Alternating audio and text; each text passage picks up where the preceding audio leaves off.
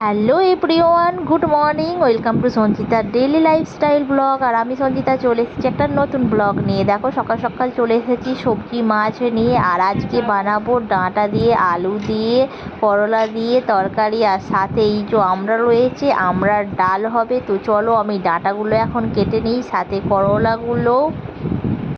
আর এদিকে দেখো ডাঁটাগুলো আমার ছাড়ানো হয়ে গেছে। আর এদিকে করলার দানা ছিল, তো করলাগুলোকে লম্বা লম্বা করে দেবো, যেহেতু সবজি করব। তো দেখো করলাগুলোকে লম্বা লম্বা করে আর দুপাক করে কেটে নিলাম। আর এদিকে চলে এলাম রান্না করতে। অলরেডি ভাত বসিয়ে দিয়েছি, তো ভাতটা হয়েই গেছে। এবার এটাকে নামিয়ে ফেললাম।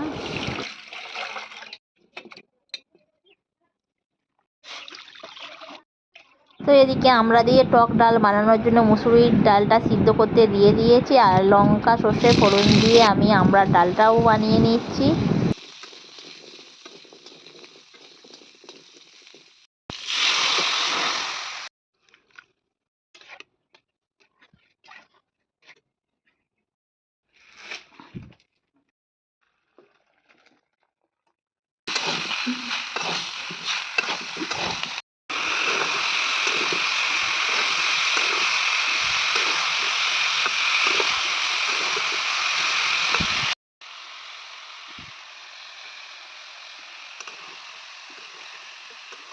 আর ওদিকে যেহেতু ডালটা হয়েই গেছে, আর এদিকে আলু দিয়ে ডাঁটা দিয়ে সবজিটা বানিয়ে ফেলেছি, একটু পেঁয়াজও দিয়ে দিয়েছি।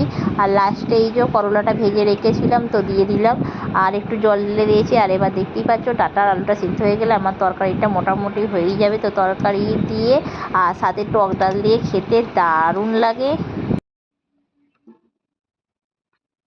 আর সাথে বানিয়ে নেব রুই মাছের ঝাল। তো রুই মাছটা আমি ভাজতে দিয়ে দিলাম।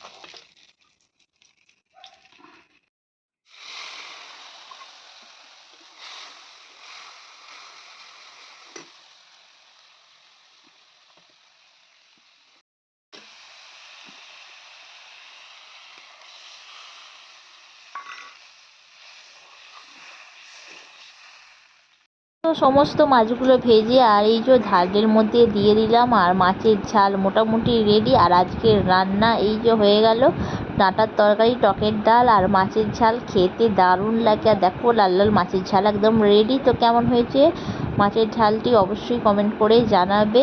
আর এদিকে সমস্ত রান্নাবান্না শেষ হয়ে গেল, চলে এলাম দুপুরের খাবার খেতে। আর আজকে ঠাকুমা দেখো এই যে আলু মাখছে। আর ঠাকুমা একটু ডাঁটা খেতে বেশি ভালোবাসে বলে তো ডাঁটাগুলো বেছে বেছে দেওয়া হয়েছে। আমিও ভীষণই ভালোবাসি ডাঁটা খেতে। তো কেমন হয়েছে ব্লগটি অবশ্যই কমেন্ট করে জানাবে। যদি ভালো লাগে লাইক করো, শেয়ার করো। Tata, bye bye. দেখা হবে পরের একটি অন্য ব্লগে। সবাই ভালো থেকো, সুস্থ থেকো।